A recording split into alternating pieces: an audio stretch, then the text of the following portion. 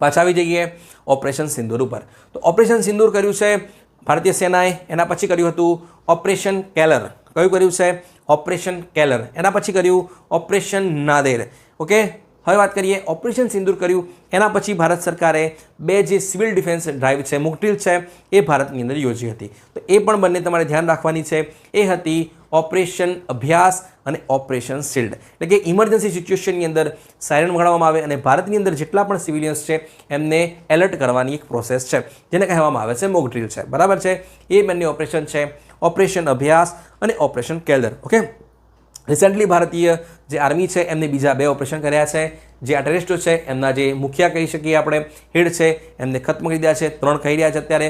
તો એ ઓપરેશન છે ઓપરેશન મહાદેવ. આઈ repeat, operation Mahadev અંતર્ગત જે ભારતીય સેના છે એમને ધ રેસિસ્ટન્ટ ફ્રન્ટના અંતર્ગત આવેલા જેટલા પણ 3 લોકો હતા જે પહલગામની અંદર જવાબદાર હતા એમનો ખાત્મો કર્યો છે. કયા ઓપરેશન અંતર્ગત?